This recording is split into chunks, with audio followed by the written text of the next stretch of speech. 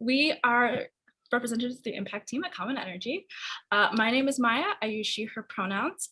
I have been working at Common for about a year now. My background is in marine biology and environmental policy, and I'm like an OG power shifter. Don't want to date myself too much, but I think I went to the first one in 2013 and the second one in 2014 and the last one in 2016. So super excited to actually be presenting here, and just kind of also think about continued engagement, that there is opportunities within this work, where you see yourself in 10 years. We're here for that as well. I reside on Lenape land, also known as Brooklyn, New York. And I am currently drinking a matcha, which you may see me partake in as we go. So with that, I am going to pass it to Carrie to introduce themselves. Thank you, Maya. So my name is Carrie. I use they, them pronouns. I'm one of the other managers in the impact team along with Natalie. And I am currently in New York City. So I believe that's also Lenape land, but I'm actually from Mid-Hudson Valley, upstate New York, which is Muncie and Mohican land. I just want to share, I come from an art background, and working in the energy field and doing this presentation is just so exciting and fun for me, coming from a perspective of being much more art and graphic oriented. So I'm going to try really hard to do good image descriptions, since that's what I actually know how to do. And I'm going to pass it to Natalie. Thanks, Carrie Ann. Hi everyone, my name is Natalie. Carrie Ann, Maya, and I actually had our 1-year anniversary of working with Common Energy today. So we've all been working in this space for 1 year. I'm so grateful to have been in this space. I graduated college last May, just kind of went right into renewable energy. Very, very grateful. Thank you, Marwa. I am currently on Ute land, otherwise known as Denver, Colorado. And I am currently nursing my dog back to health. He played way too hard a couple weeks ago, and he may or may not have torn his ACL. So please pray for Bubba as he recovers from this injury. Maya, Carrie Ann, and I are all here, as we said, representing the impact team. The purpose of the impact team is to promote the equitable transition to clean energy through community solar and youth development. And we will talk more about this in this presentation. But for these purposes, let's move on to the next slide, because I really want to get to know the people in this chat. It seems like we have a ton of really awesome people who've already been really active. So if you're want to participate, I would love it if you could throw in the chat your name, what pronouns you use, how old you are, if you want to share, and where you're located. And then also, for the purpose of our presentation, and Carrie Ann also sent in the chat a link to see what native land you're on, because land recognitions are clearly very essential in environmental justice work. One thing you cannot live without. We would love to hear this from everyone in the group.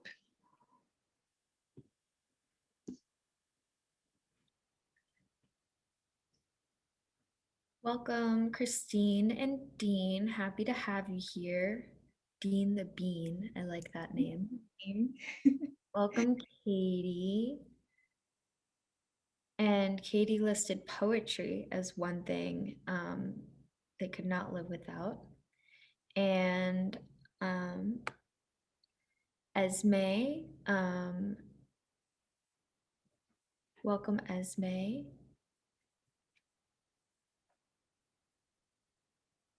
And welcome, Grace. Can't live without sustainable and ethical chocolate. Love that. Same, honestly. I see Monique. Welcome, Monique. Dancing is the one thing Monique cannot live without. Marwa, can't live without my family. I love that. Christy, welcome, Christy. They can't live without music. Lauren, welcome, Lauren. She can't live without friendship. Dean says, cannot live without books with great morals to educate the common man. Love that. Kylie can't live without her cat. Video games, Jalen can't live without video games. I'm seeing a lot of books. Can't live without the earth, Dennis says. Definitely can't live without the earth. These are really great. Thank you all for sharing. All right, yeah, these are all really wonderful responses. And I'd like to take a moment to reflect on these responses and think about how we interact with these things in our daily life. So we had a mention of video games, books, chocolate, family, friends. Can you imagine accessing these things without access to electricity? I mean, if you don't live in the same state as your family, would you ever be able to talk to them without electricity? If you didn't have electricity, you wouldn't even know what video games are, or would not be able to play them, and so on and so forth. The point here is that electricity is such an essential part of our daily lives, but do we really know anything about it? So let's move forward into the next slide to ask another question for the people in the chat. What do you know about where your electricity comes from? Maya, can you move to the next slide, please? Thank you. Next to nothing, honestly. You're in the right place. You're about to learn. Yeah, I love learning. We know electricity is dirty, not much, literally nothing. Fossil fuels. Yes, power plant. Energy wants me to know nothing. It does feel that way, doesn't it? I know it is provided from federal government in Texas, though it's separate for their own state. Interesting. Okay, Dean. Dean's got some background knowledge. I see it. Welcome, Dan. Nothing. A lot of us don't know that much about energy or feel like energy doesn't want us to know. Ali says, I know how it was made, but I don't know where it comes from location-wise. It's a great question. I know that the municipal utility that provides energy in Orlando still uses 97% non-renewable sources. I love some data, love numbers. So many smokestacks in LA, despite how progressive the city residents are. Sad. I drive past power stuff, but IDK how it works. I hope I'm like verbalizing y'all's comments in a productive way. I'm kind of adding my own intonation, which I'm not trying to sway your opinions, but I don't know. It's sad. That's sad. So many smokestacks in LA. I should sound sad reading that, right? Thank you, Carrie, for reading all those responses. Yeah. And I think the general consensus here is that we really don't know much about our utility or our electricity system.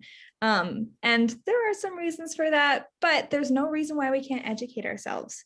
So that's what we're here for energy education and demystifying our electricity and utility systems. So Maya, if you want to move forward to the next slide, this is a little overview of what we're going to be talking about today. First up, we're going to be talking about where our electricity comes from, how it's generated, how it's distributed, and how we interact as consumers. And then we're going to transition into talking about something really exciting that I hope we're all pumped about, is introducing renewables in the energy sector. What comes with that? What does it mean? What legislations are already in place that are going to help us do this? And then, of course, we can't have a discussion about environmental issues without talking about justice and all of the implications that it has in our different communities. So we're going to finish up with a small discussion on energy democracy and energy justice. This isn't our specific specialty. We try to do a nice job to consolidate it, but if you are interested in learning more about this, we have a lot of resources in that sheet that I encourage you to look into more. So I'm going to pass it to Carrie to tell us a little bit more about electricity. Yes, thank you, Natalie. I'm so excited to give you guys the front end of this presentation, which is about electricity. What is it and how does it work? And how does it get to us also, which is a cool question. So moving right along, right now we live in a pretty electric society. On the slide on the left, there's an image of a fridge with the light on that requires electricity to keep our food fresh.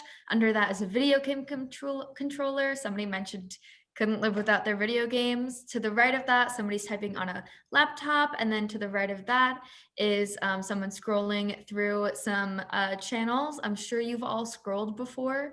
And then we have a microwave to the right and a cell phone in the upper right-hand corner. And at the center, a light bulb. We're just trying to get you to know that everything on this slide and most of the things we do require electricity in order to make it happen. And we're kind of always using it. Whether or not we're thinking about it, we're using electricity. So electricity comes from these things called electrons. So on the left, on the upper left-hand corner, there's a graphic here, and there's some red and green circles at the center. Those are called neutrons and protons. We're looking at an atom here. And then there's these yellow kind of helixes, these circles going around it. That is the electrons, these yellow circles that are constantly rotating around the center of the atom. The electrons are the things that give us energy. So when electrons move between atoms, that exchange is what we're looking for. And when you capture that exchange on a conductive material like a metal wire, for instance, you get electricity or electron flow. And so on the left, on the bottom, the second graphic we have is a conductive material, and the orange circles are metal atoms, and the blue circles are the electrons exchanging between the atoms on our conductive material. And that's how we get electricity. That's how we move electricity around. Cool. So we know what electricity is, but how does it get to our homes? There's a couple steps involved. First, it has to be generated somewhere. Somebody already asked the question, I know a little bit, but I don't know where it comes from. Like I know it's generated, but where is it generated? That's a great question. Once it's generated, wherever that is, it has to get to your house. And it does that via transmission lines, which are those really big metal like T-shaped things that take up huge swaths of land. And those bring it to the utility, and then the utility distributes that electricity on the regular poles outside our house, or along the streets that we see with wires on them that are much lower than those really big ones. And those poles bring the electricity to our homes where we consume it constantly. Yeah, so the first thing we're going to talk about together is energy generation. How do we generate electricity? So on the left, we're going to start off talking a little bit about oil and natural gas. You're going to notice as I walk through all these different generation methods that making energy is spinning a wheel. It's all just spinning a wheel in some way, almost all. There's a couple exceptions, but we'll get there. So oil, natural gas, this image on the left of the slide. We start out with an oil storage container all the way to the left and through a pipe that's connected to a combustion chamber. On either side of the combustion chamber is an air intake on one side and a turbine on the other side. In this image, the turbine's to the right, air intake to the left. Turbine is like a small propeller or spinning wheel. Maybe you would blow in it and it would spin. That's what a turbine is. So combustion chamber, it lights on fire. The oil inside will light on fire using the air. Fire needs air. And then the heat will spin the turbine. Spinning turbine can turn mechanical energy into electrical energy via the generator, which in this image is just to the right of that turbine. So that's how, not yet, Maya, sorry. So that's how oil and natural gas generate energy spinning a turbine. They're not renewable, meaning there's a finite amount of those two sources, and they're high GHG emissions. So they release a lot more CO2 every time they make a bit of energy. To the right, we have 3 examples of renewable energy. At the very top is hydropower. We're in the up right-hand corner. And the way hydro works is water is flowing from a high point to a low point. And as water moves down with gravity, we put a dam in the middle, and the dam has a turbine somewhere along the dam, which in this image is kind of right at the center there, and the water flows downstream. The turbine spins as the water flows down, and that spinning turbine, mechanical into electrical energy. Below hydropower is a graphic for geothermal. Geothermal works by digging a hole really, really deep, like a mile deep into the crust of the earth, to what's called a rick hat. And essentially, there's both water underground and heat. And so what happens is the water gets hot, and hot water rises. And the rising of hot water, we get steam. In this image, we see a little turbine on the ground above where those deep, deep, deep holes are. Steam turns the turbine, turbine turns into electrical energy. And in the case of geothermal, that water can then be put back into the ground so we don't deplete our watersheds, which is important. And wind power is the third one on this page. We are now at the bottom right-hand corner, and this one's pretty obvious. The propellers are really big. We're talking really, really tall wind turbines with really huge propellers. And as air is flowing way up high in the sky, it's spinning those turbines, and the same mechanical to electrical energy is being converted and made. So each of these is generating electricity by spinning a turbine somehow. Cool. And now, yes, you're good. Please continue. Yeah. So there are two other options I want to talk about. I want to put out there, there's lots of other ways to generate energy. These are just some of the most common ones that we discuss often. So on the left is nuclear. Lots of mixed opinions about this. Some people would consider it renewable, some not renewable. I'm not here to discuss that. I just want you to know the basics of how it works. So on the left, inside this chamber, we have a reactor vessel, which is where a type of fission is happening. We're separating an atom, and that's creating heat. In general, a lot of heat is made. The heat is heating up water, which right outside the chamber, we can see hot water is turning into steam. Steam is spinning a turbine. I think you know how the rest goes at this point. And then finally, on the right side of this slide is solar, which is what the impact team is all gung-ho about. And this is an example of solar photovoltaic panels. This is the only generation option I'm talking about today that does not spin a wheel. Instead, it relies on those exchanging electrons that I mentioned a few slides earlier. So on a solar panel, there's a layer of silicon, and because of the nature of the material of silicon, it allows electrons to exchange really easily. It's like super great for exchanging electrons. So when you run a conductive material like copper wire over a silicon panel, it's super easy to pick up all of those exchanging electrons. And as silicon gets hotter, more of those electrons move around. That's how solar uses sunlight to generate electricity. And in this image, we're really just seeing some different layers of the solar panel with our grid of wires across the top. And that's energy generation kind of 101. Yeah, and I'm seeing in the chat, fun fact, silicon is mined from sand. That's super cool. I did not know that. And I think we can just keep moving forward here. And Natalie, will you tell us a little bit more about how these generation sources are being used across the sector?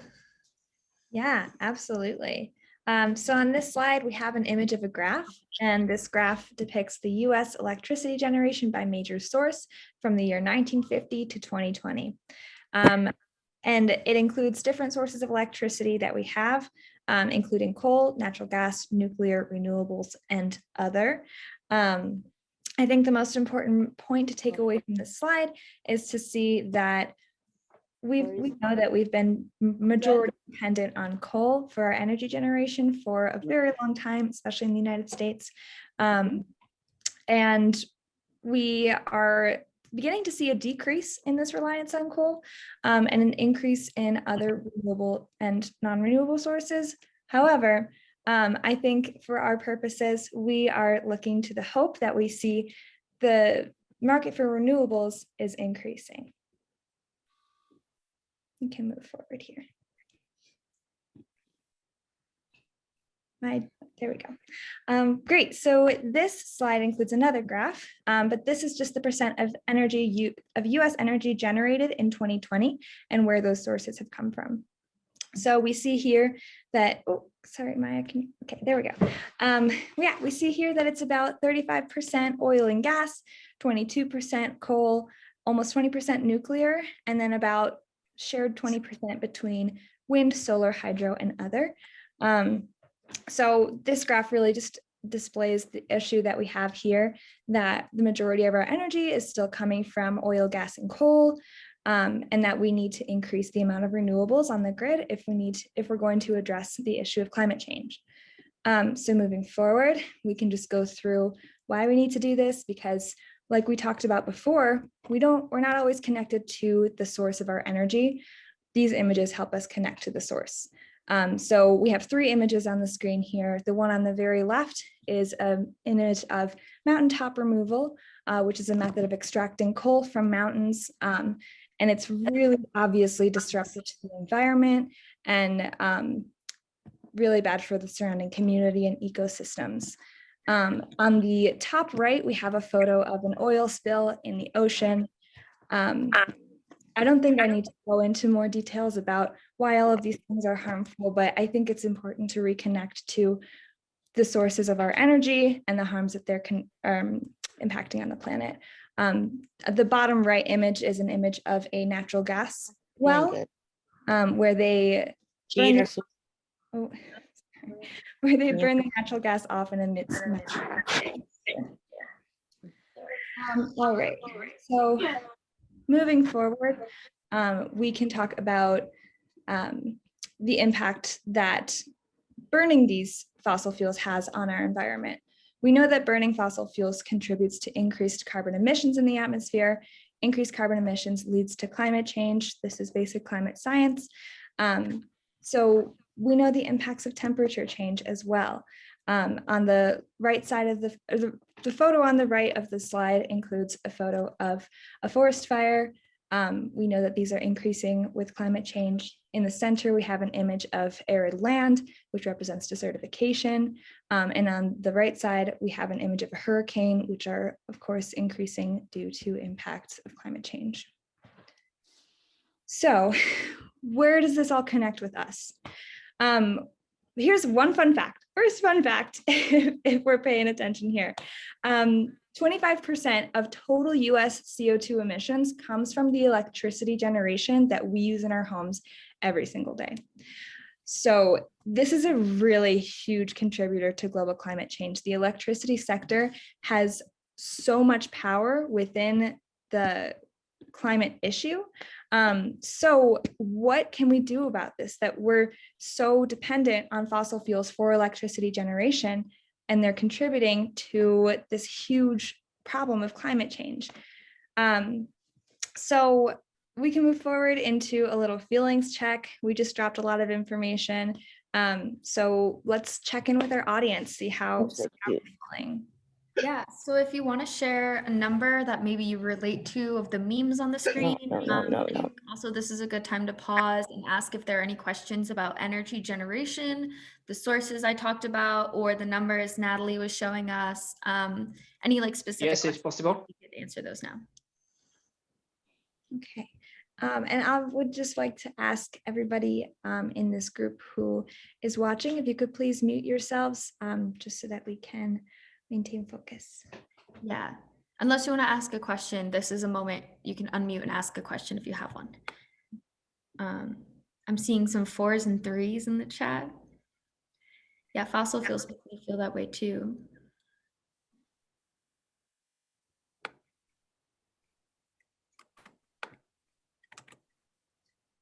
Dean, do you have a question? So cute. Yeah, I have a question.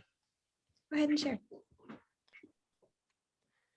So I think one of you guys said that one of you was like in the creative field or something like that, like in the arts or doing something in graphics. Yeah. And I was wondering, how could I set up a career like this for myself, going down also the science route of advocating, but also helping others by using these visuals, so it's more there's more diversity. Yeah. Um, that's such a good question. I really want to answer that fully and give you my time, but I know we get on tangents on the impact team. So Dean, I'm gonna like put a pin in that great question because I'm really happy to talk to you about that. And hopefully we'll have time at the end. We can have some more larger discussions. And I would also be happy to connect with you after this at any point and chat more about kind of how I got where I am being an artist and working in the energy field. Is that okay if I put a pin for now? That's more than okay. Thank you so much. Yeah. Thanks for the interest. Love it. Awesome. Mhm. I'm seeing some great responses in this chat. We got a lot of 3s, 4s. There's a lot of stress involved with climate change. We know this. I think that this past year, all of us have, and more than this year, but we've all realized that this is a huge issue and it's very frustrating and overwhelming. So we're here to tell you about the systems that are in place that contribute both to this major problem and have the power to contribute to the greater solution. Yeah. So I'm going to pass it back over to Carrie Ann to tell us a little bit more about that. Yeah. So we've talked a bit about generation at this point, which was step 1 of the energy cycle, getting it to you. Step 2 is distribution. So on this slide, we're talking about utilities. To the right on the upper part of the slide is a little graphic, and it shows our energy generators on the left, our utilities in the middle, and consumers on the right. And in between the utility and the consumers and generators are these green arrows and money sign, because the utility is buying energy from the generators and selling it to consumers. This is called a two-sided market, and it's actually a really common thing in our sector and what we work in. And it's also just a cool thing to think of. You could probably imagine some other two-sided networks that you interact with often, like Netflix or other things you might subscribe to of that nature. Anyways, utilities distribute the energy to us. You would think that they were government owned, but they're not. They're government approved, privately owned, often monopolies, meaning that often one utility is the only distributor in a certain region. And so these privately owned. Oh, Carrie Ann, you've been muted.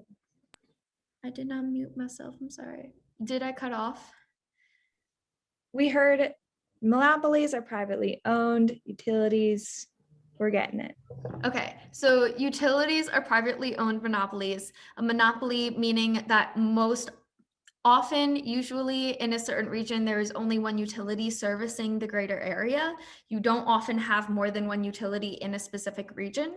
And these for-profit companies manage basic amenities, the distribution of water, gas, and electricity to the general public.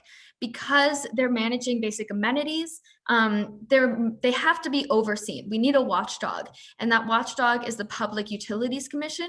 And essentially every state has a Public Utilities Commission or a PUC that manages the relationships between consumers and the utilities who distribute these services. Because they manage basic amenities, you can also imagine they manage, the pipelines that get gas to our house, the power lines that get electricity to us, and the water lines to get water to our homes. So all of the infrastructure related and distribution is under the utilities jurisdiction.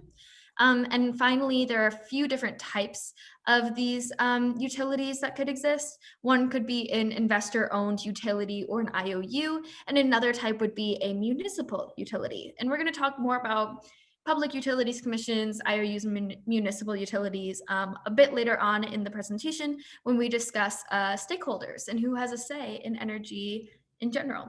But this is kind of utilities 101. So now that we know generation and we know utilities do the distribution, we can kind of imagine what the grid looks like from an overhead perspective. On the very left of the slide, we have the energy generators, and at the top of there is a windmill, a solar panel, and a dam or a hydroelectric dam. And then below that, there are 6 refineries. So coal, natural gas, whatever you want it to be, 80% of the energy on the left here is being generated from fossil fuels. In the center, we have those huge transmission lines to the left of our utility building, that big blue building in the center. And then to the right, we have our regular power lines, which are bringing our energy to the consumers on the very right-hand side of the screen. Everyone from cities and businesses and apartment buildings to urban and rural communities, everyone who uses electricity is connected to this larger grid. And something I think is really cool and important to understand is there can never be more than what we're using on the grid. So consumers are constantly using energy. If there's more energy on the grid at a given moment than what the consumers are using, it's dangerous. We could blow transformers and then, fires start and California is burning and oh my God, we don't want that to happen. So we keep an even balance, and the utility has to play this role of meeting the balance. So when everybody gets home at 5 p.m., turns their lights on, starts cooking dinner, the utility has to call up, natural gas and say, hey, it's 5 p.m. We're going to need X amount more energy for the next 2 hours. And then at 11, we need way less energy on the grid because way less people are using it. So utilities play this role of balancing between consumption and generation and keeping the grid at a nice, even, happy pace. That's the grid. So it's pretty clear that we need to transition our energy sources. One of the most obvious things that was wrong with that graphic is there's way too many refineries on the left side generating. But how can we do that? How can we transition? Also, what does it mean to transition? Does it just mean more renewables? It can't be that simple. Nothing in climate activism is ever that simple. Well, I think Maya's going to tell us more about it, and we're going to answer some of these questions. And one thing, now that we know about what the grid is a little bit, I want you all to keep in mind who is making the decisions about what the grid is doing and where our energy is coming from and how that's changing over time. So I'm going to pass it to Maya. Thank you so much, Carrie Ann. And I just saw in the chat people being like, yeah, we need to stop burning all this oil. It's exactly what I'm talking about, which is why we're going to talk about renewables. This is the point in the presentation we get hyped. There is a possibility that we transition our electrical system to having a diverse portfolio of renewables. So we, of course, know that things like solar and wind are dependent on the weather, but we want that graphic that Carrie Ann just walked us through to not be filled up with oil refineries powering the electrical grid, but diverse different renewables like solar, wind, maybe tidal energy, who knows? So in about 2016, 2017, solar the technology per kilowatt hour became more productive and more efficient than fossil fuels and cheaper. Just the technology is so great. And so then it kind of really begs the question, why don't utilities just switch over entirely to renewables? And why isn't this our main energy source in the United States if it's more efficient and cheaper and doesn't cause climate change? Well, I'm sorry, this is the bad news slide. Lobbying. So there's like $200 million per year spent by fossil fuel companies to lobby in DC to get governmental support for these type of things. And unfortunately, a lot of fossil fuel companies get a lot of government subsidies. So as you can see here, there is a graph that shows BP spending $53 million on lobbying, Shell spending 49 million, ExxonMobil selling 41 million, Chevron spending 29 million, and total energy spending 29 million, which is a lot of money going into fossil fuel lobbyists. Okay, so given that bad news, how do we transition?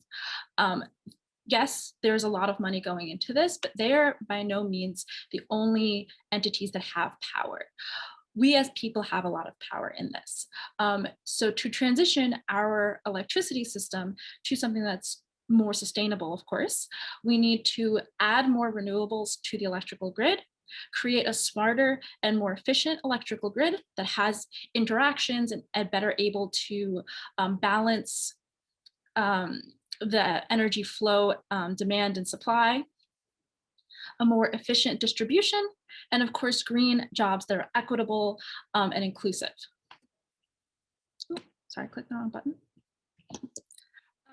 So you probably have heard of some of these renewable energy legislation that is supported across the United States. Obviously, until very recently, there wasn't a lot of federal support, but on the federal level, there is the ideas for the American Jobs Plan and the Green New Deal.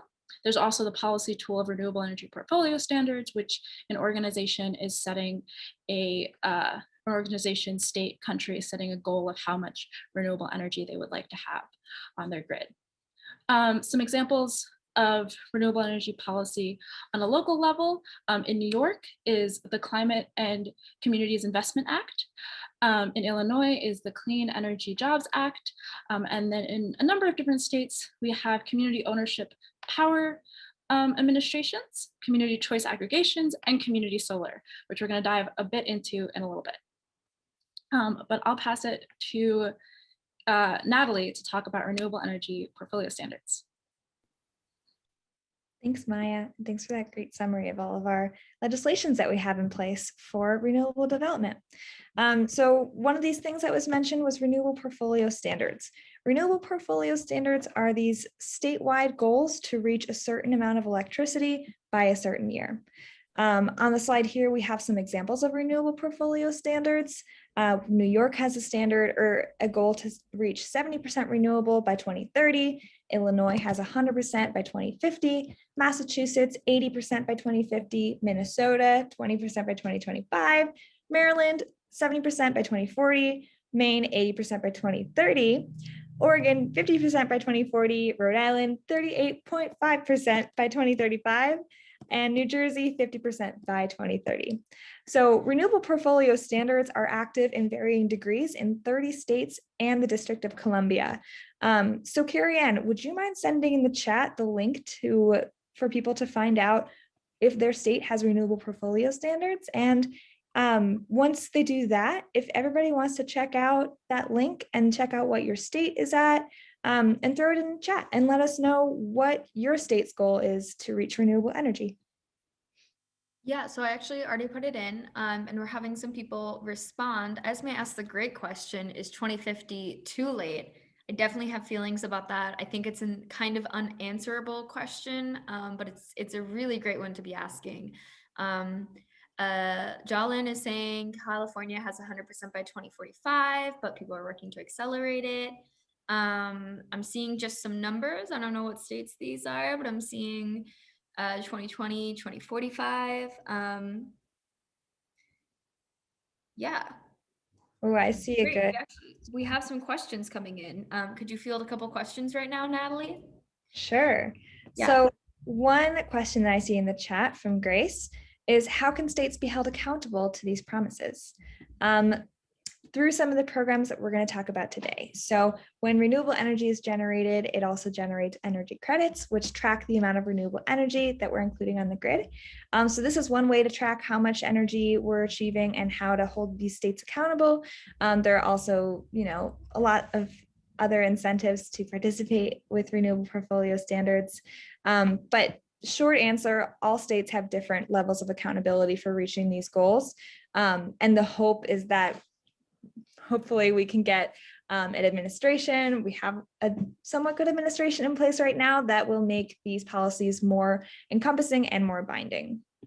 Great. And I think you also answered Mara's question, how are states monitoring their progress towards meeting their goals? That would also be these renewable energy credits, which are kind of like tokens for how much renewable energy is being generated at a given time. Cool. So Natalie, tell us more about legislation. Okay, awesome. So we can move on to the next slide. One option that people have is to participate in a community ownership of power administration, or COPA.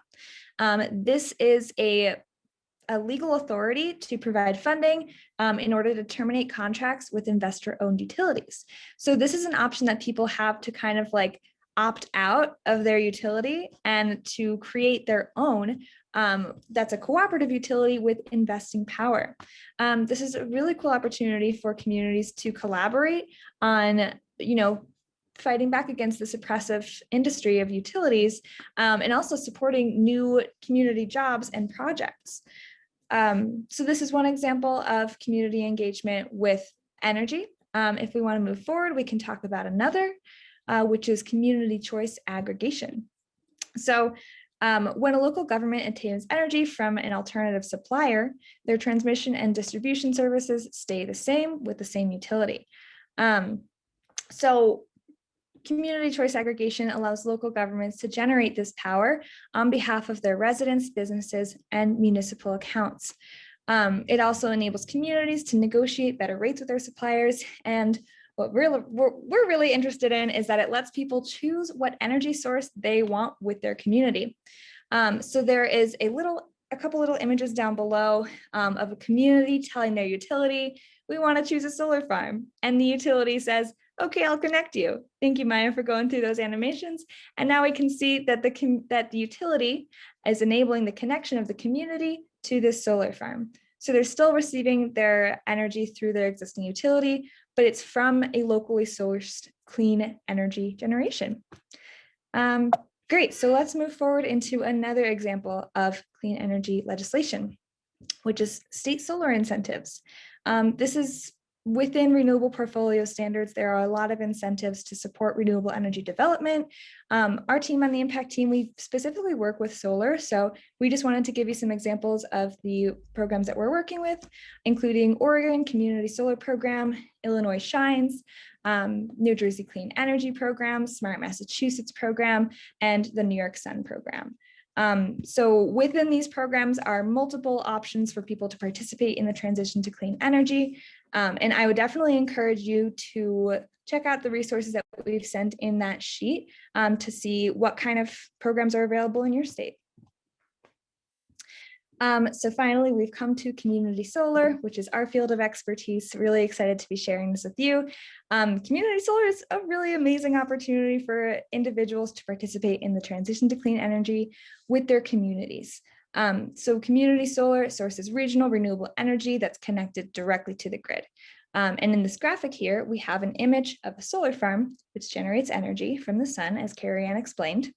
And this solar farm, because of community solar, is able to connect directly to the utility company, which means that we're essentially replacing fossil fuels at the base of the utility. And then from there, the energy is still distributed as normal throughout the broader electrical grid, as Carrie explained, and it connects to our homes and our businesses and in apartment buildings. And really anyone who has an existing utility account can access community solar. So it's an incredible opportunity for individuals to realize their power in changing the electricity grid. So I'm going to pass it to Maya to talk about what other powers we have, what other stakeholders are involved, and how this all works together. For sure. Thank you, Natalie, for that really comprehensive overview of all the different policies. So something that we kind of take for granted is that, oh, well, the utilities are, and all the energy is just pre-decided. That's not necessarily true. There's a lot of people at the table that have the ability to make decisions and have different interests and have different influences over this complex system. So of course you have investors, so people that are putting money towards these type of developments, the energy generation plant developers, so the engineers and construction companies that are developing solar, offshore wind, power plants, etc. The landowners or land leasers, the people that are actually own the agricultural lands. In our work in community solar, we put our solar farms onto unused agricultural land, so it's like land recycling. The local and state governments, and of course all their policies that come with that. The Public Utilities Commissions, which is the state's utilities regulation office. The utility companies themselves, the electrical grid, and of course the energy consumers, which is us. We have a voice at this table. Maya, can I ask a question? Yes, you can ask a question. Do utilities own the generators? This was asked in the chat. I think you can clarify it here. Yeah, that's a great question. Most of the time, no. So most of the time, these are separate companies. That graphic that you showed earlier was a really great example where the utility companies are kind of just the middleman, but they also own the wires and stuff outside our house, which is a good thing. So it's good that someone's managing all of that just technology that needs to be managed.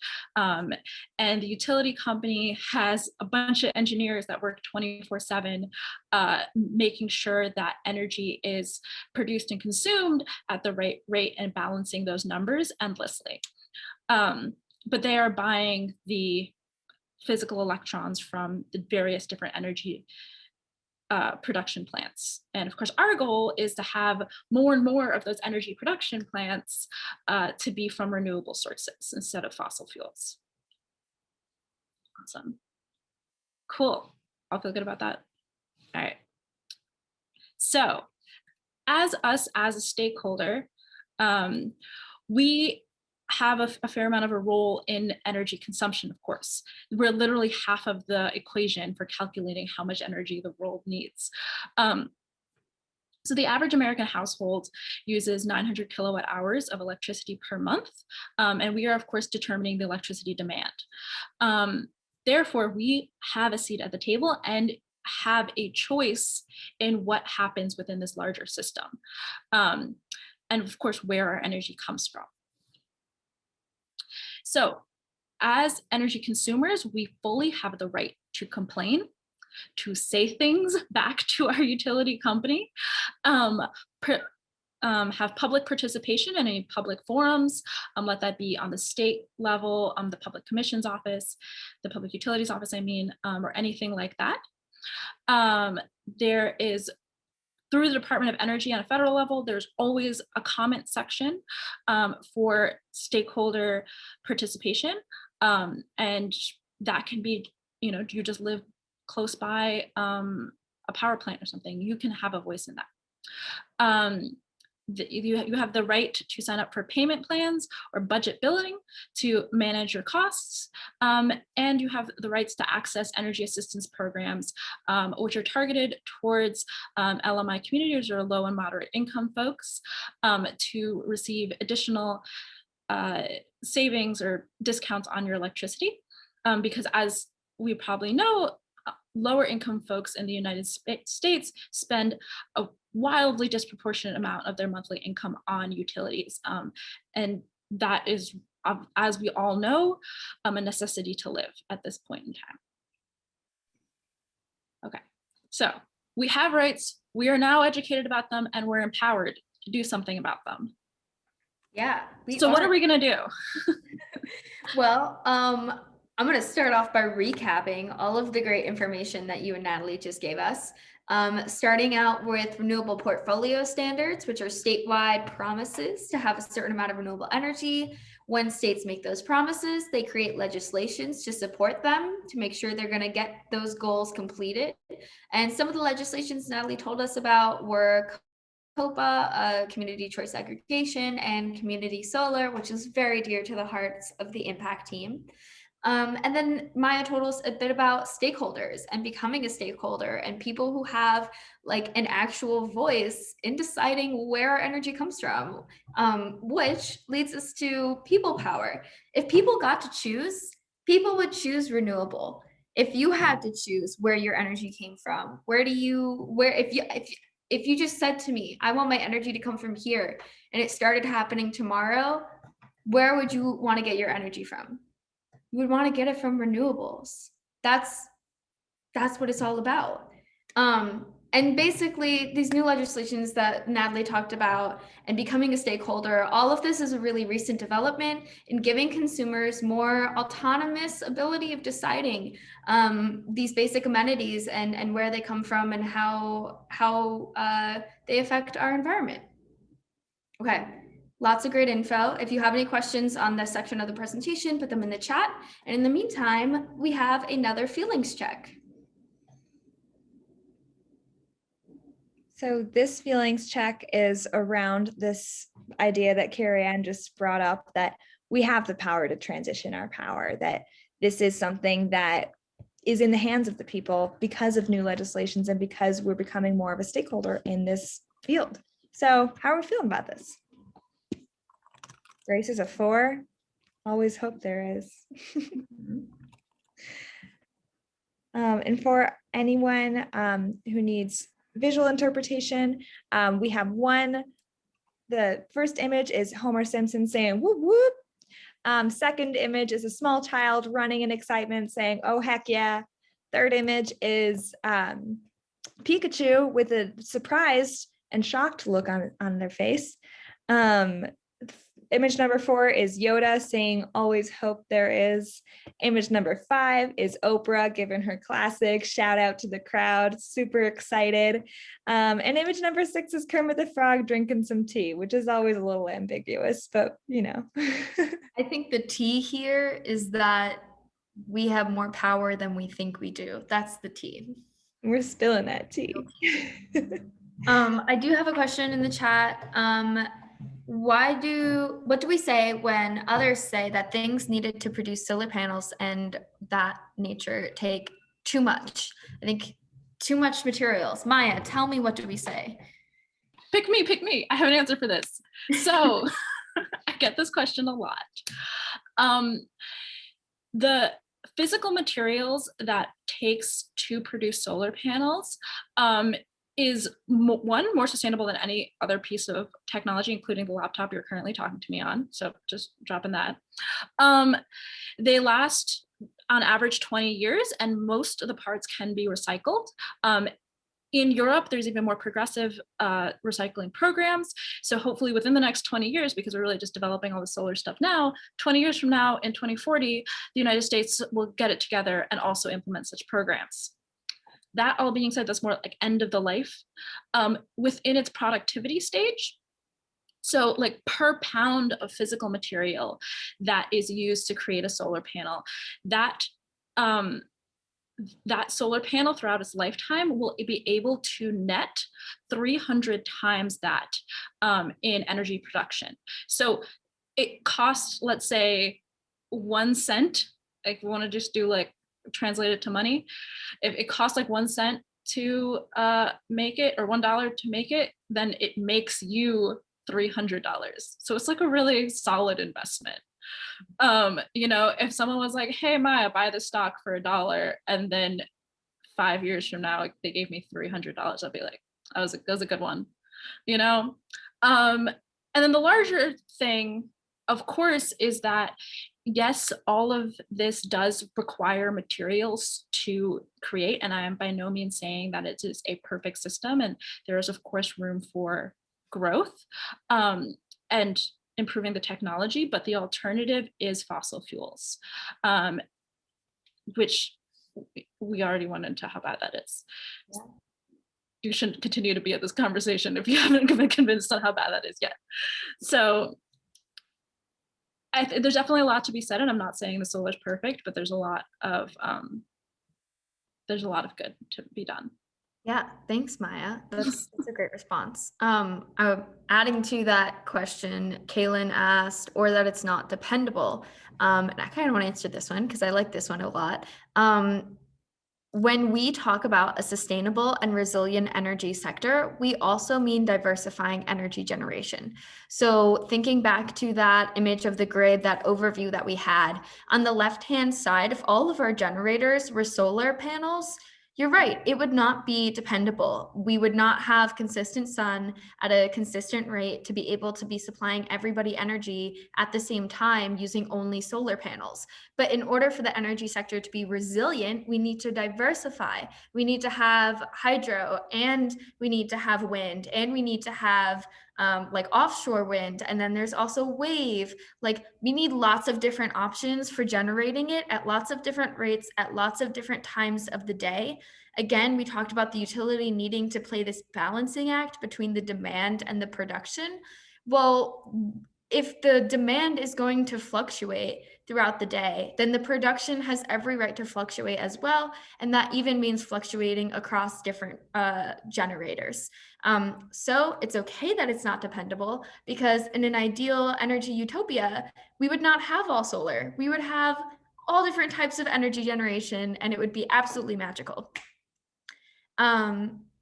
Great.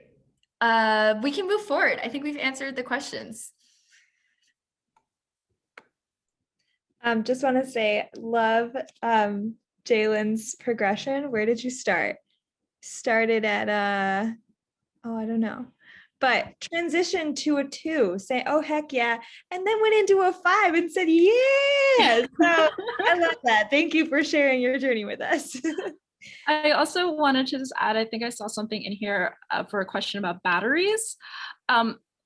Battery technology is just not there yet for it to be like a totally viable option. It requires a lot of raw materials. It's not the most efficient. What would be more efficient for the planet and just given the technology we have, because as we all know, climate change is a race. Like, we need to fix this yesterday. So right now within the renewable energy field, we're thinking about what can we do the fastest, and batteries ain't it. So I apologize for that little tangent. As Carrie Ann mentioned, we're going to try our best to not go on tangents. It's not our strong suit. Okay. Anyways, let's go into more exciting news. Okay. So as we mentioned, of course, we need to talk about energy justice and the energy democracy, which I personally believe that renewable energy, of course, has to be grounded in and centered with. So the principles of energy democracy that we drew from the energydemocracy.net is that it is rooted in universal access to energy and renewables, grounded in social justice, renewables, sustainability, and local energy, which is super important. So we're not talking about just like some wind farms in Texas, but within your own community, having that. Public and social ownership or community ownership of the renewable power. Fair paying, and the creation of good, equitable, and accessible jobs within our communities. So this again goes back to ownership of renewables as well as the locality of them. So energy justice and equity in energy, or the importance of equity and energy. We, of course, need to understand the history of environmental racism within the energy field, and ensuring that it is equitable moving forward in all of the development that is going to happen in the next few years. With that, of course, on a national scale, there's a huge amount of interest right now, as in just a couple of weeks ago, Biden passed a executive order to push 30 gigawatts. I know we're trying to stay away from technical terms, but gigawatts is like a ginormous amount of energy in the New York Bight, which is the area between Long Island and New Jersey. That is a huge amount of wind power that is supposed to develop in the next couple of years. So it's really important to think about critically who's getting those jobs and making sure that those are going well-paid, equitable jobs to the communities that have, of course, historically been at the victims of climate change. Okay. Natalie, I'm going to pass it to you. Oh, you're on mute. Thank you. Yeah, like Maya mentioned, we have to focus our transition to renewable energy on equity and focusing on the communities that have been most severely impacted by the issues that we face right now. So something that's probably not going to be surprising is that the communities that are most affected by climate change are also most affected by our energy industry. So there have been historic inequities in the generation of energy, in the placement of the generation plants, and also the distribution and effects of their burning. So I know we're all in a climate activist group. I hope that we're all familiar with the term Frontline Communities, meaning that the people who face the effects of climate change most severely. Here we've included Indigenous communities, Black communities, and low-income communities. This is not an extensive list. It's just a really brief screenshot. So just to go through quickly, we know that Indigenous people were originally, they went through genocide and displacement because of our energy needs and desires and greed. And also we have gone through many revolutions and movements to fight back against that, as listed here. And moving forward into how Black Americans are engaged or are affected by the energy movement. Black people are historically affected by a really racist policy called redlining that, you know, segregates communities and also contributes to this thing called fence line communities, which means that you are in proximity to a power plant generation site, which produces pollution and really denigrates your environment. And of course, we're also going to touch upon low-income coastal communities who are really affected by oil spills and severe tropical storms, which are both interrelated to energy production and use. So like I said, this is a really brief screenshot or snapshot of how inequities in energy generation has impacted these communities. But I think as we discuss this, it's really important to talk about how we can make it better, how people are already on the ground working to improve these systems. So Maya, if you want to move forward, I'd love to talk about an example of a community who has been historically left behind and, you know, historically oppressed by the fossil fuel industry, which is the Navajo Nation in southwest of the United States. So this is an example of the Navajo Tribal Utility Authority and the Kayenta Solar Project. So this project was constructed, planned, and used by the Navajo Nation. And it's the first time that they are able to produce their own electricity without having to rely on the extractive economy of fossil fuels. I would encourage you, we have a link to this news article and other resources about the Kayenta Solar Project. But the point here is that this is a really exciting example of community action that promotes locally sourced renewable energy and how we can use this to address systemic inequities in the energy sector. It's also a really cool opportunity that we have within all of our communities to promote well-paid green jobs and energy accessibility. Before the Kayenta Solar Project, many people on the Navajo Nation did not have access to electricity at all. And now because of this project, we have so much more equity in that area where people are able to access essential needs. Also, like I've been mentioning, this is a prime example of how we can fight back against the oppressive fossil fuel industry and the global capitalism that is tied to it. Yeah, Carrie Ann, did you send the Navajo Tribal Utility Authority? Yeah, okay, thank you. Carrie Ann just sent a really great resource to learn more about this from the Navajo Tribal Utility Authority with more information about the Kayenta project. So if you're interested in learning more about that, I encourage you to read through that article. So let's move forward into the next slide. This whole presentation has been kind of getting to this point that we have the power to change our power. This is a really revolutionary time in American history and global history that we actually have the ability to organize our communities around a shared resource that we have, which is ourselves.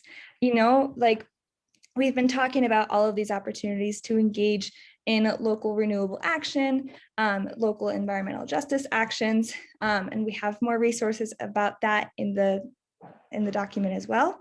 But the point here is just that it's really the time for us to take action and realize the potential that we have to influence our energy system and to give our communities the ability to promote renewable energy, environmental justice, and economic equity.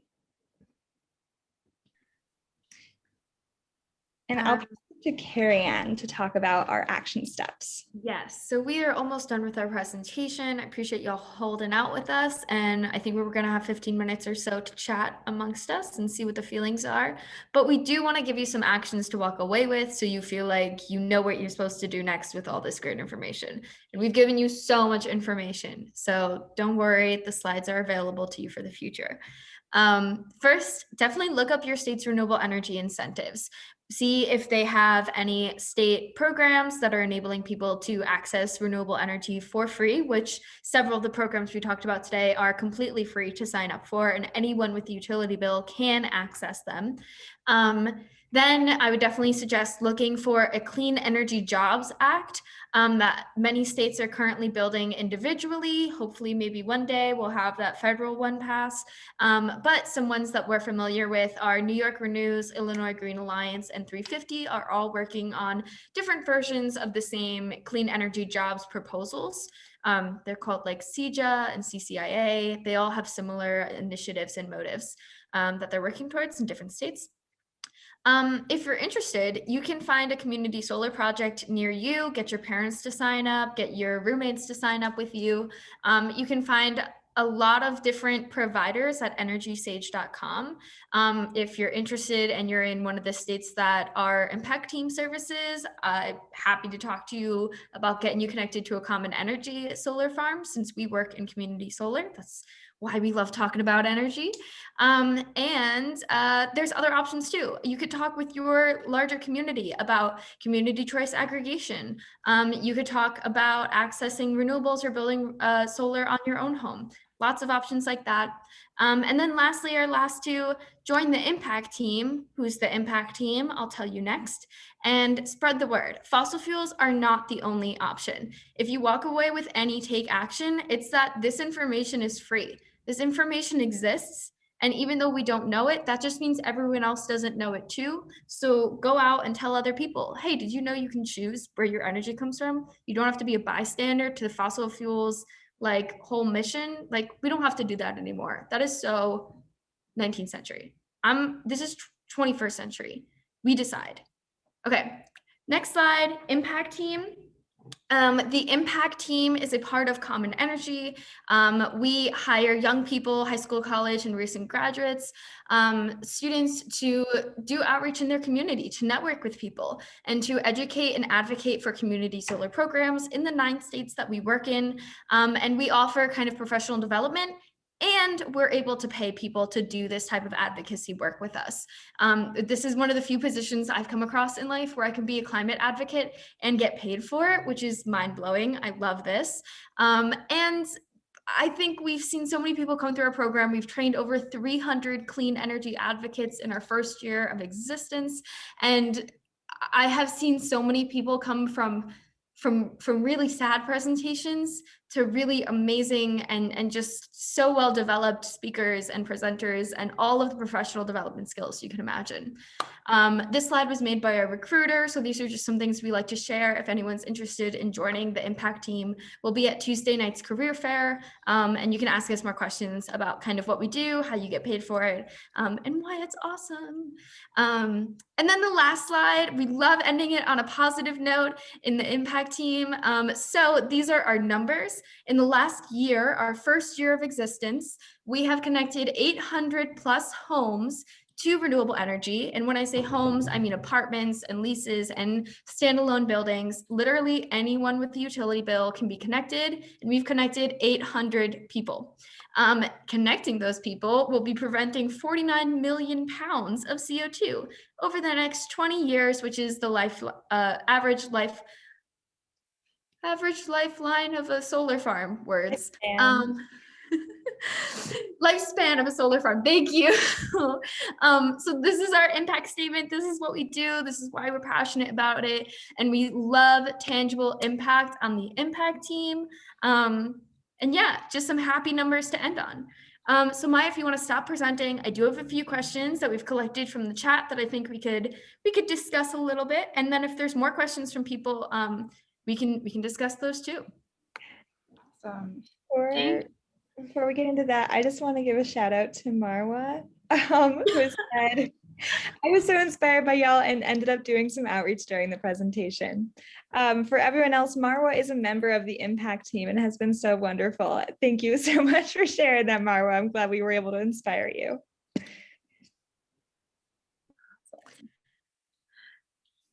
Okay, so some questions that we have is,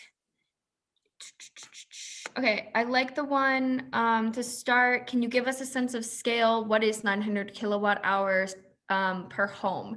I think scale, when we talk about pounds of CO2 or kilowatt in general, is a really good question. So Maya, could you help us imagine what that means or what that might look like? Yes, for sure. So I kind of answered this in the chat. It's hard. I can't just like show you like it's this amount, it's this big. It's the average use that you use throughout your daily life. So like the monthly usage of your lights, refrigerator, electronics, etc. And just all the energy, all the electrons that those are constantly pulling. A kind of common question I get is, should I leave my chargers in, plugged into the wall? The answer is no, unplug those because they are pulling electricity from the walls. Like anything that is plugged in there is like that electron flow that Carrie Ann showed earlier. It's just causing that to happen. But great question. Yeah, thanks, Maya. I also just want to address Bea's point in the chat. It's kind of long, but I think in general, you're saying that just adding more renewables to the system is not sustainable. And you're absolutely right. This presentation covered a lot of information, but we have done a broken out version of this where we discuss more in depth how no, a resilient energy sector is not just exchanging everything to be renewable. We have to go into our homes and make them energy efficient. You need to change all your installation. You need to use less energy. We need energy efficient fridges and lights.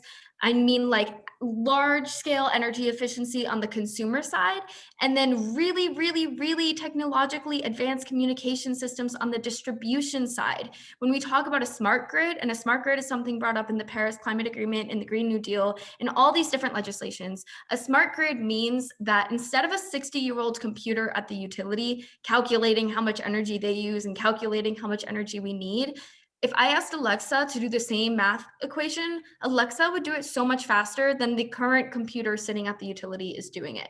The utilities are really old and they're not super advanced. And if we want a resilient and sustainable system, we need to revamp the infrastructure for distribution so it's more energy efficient. And we need more energy efficiency and conservation measures in our buildings and in the infrastructure we're living in. It is not sustainable to just change everything out to be renewables. I definitely don't want you guys to think that's the truth because it's not. And there's lots of other like pieces to this. Again, we've covered so much information. We didn't really stress that when we're talking about the grid, but I do want to make that clear. There are multiple aspects to creating a sustainable energy sector, and renewables is just one small piece of them. Sure. Getting rid of fossil fuels is like a real big piece. Yeah. Okay.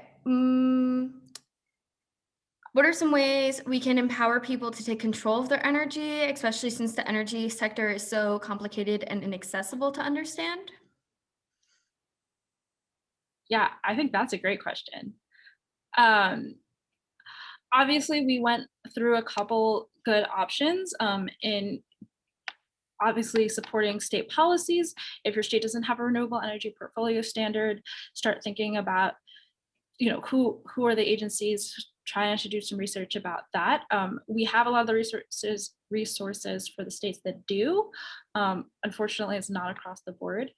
On a personal level, you could think about getting involved with community solar or community aggregation, which Natalie gave a really great overview of.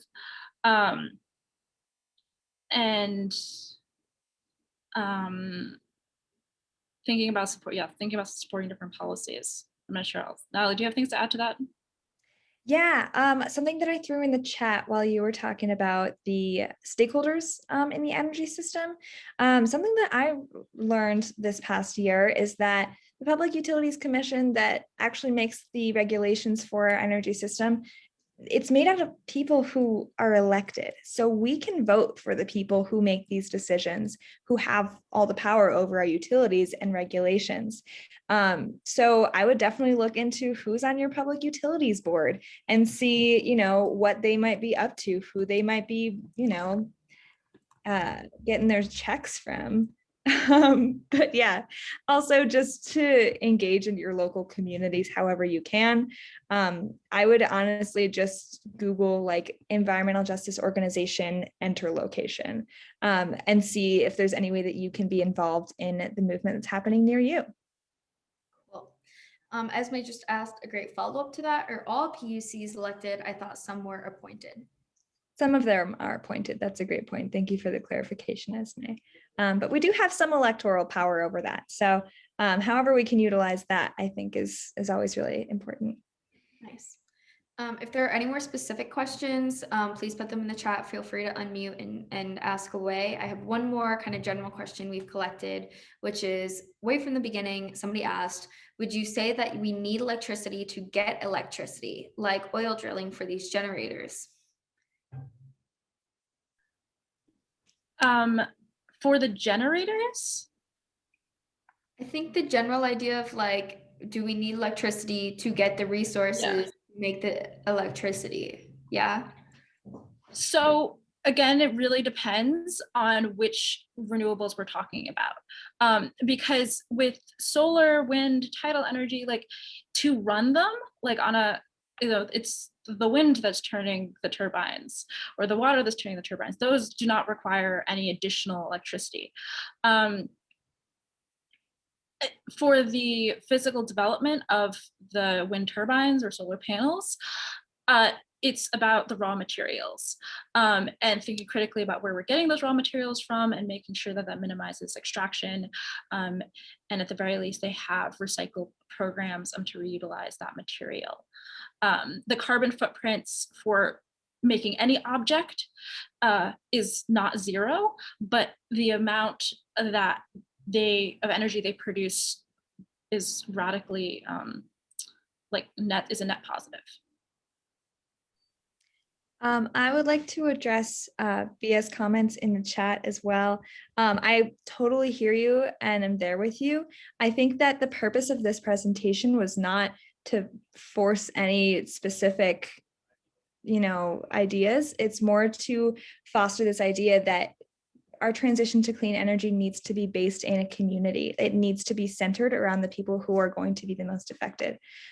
So your example of, was it the Jutucan, the Zaragoza, people in La Ventosa, in Latin America's biggest wind farms, they have blocked them.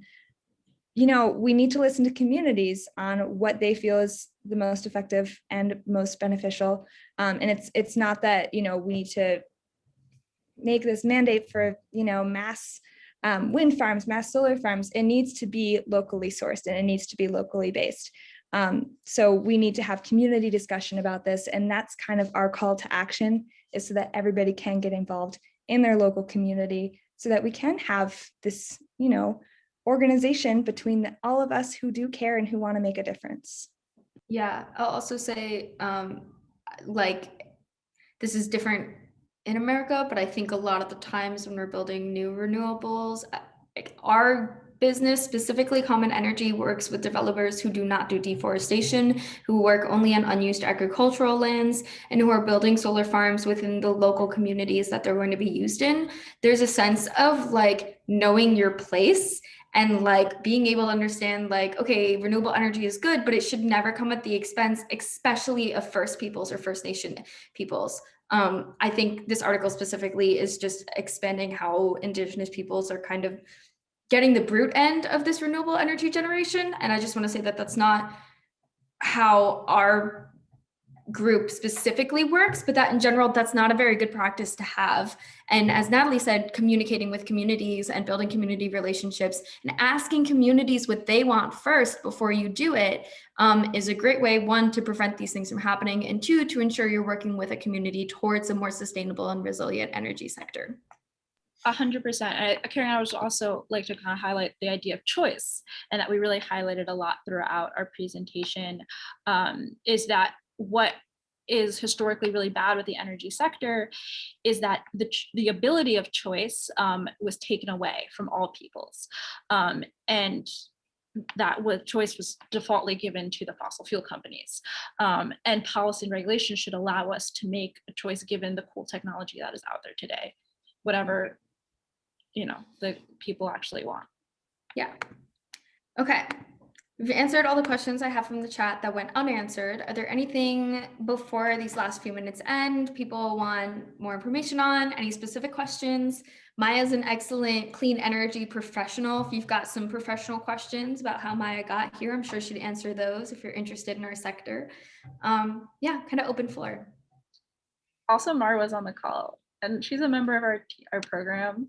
So low-key just want to pick on Marwa and be like, Please don't pick on me. I'm sorry, I didn't mean that.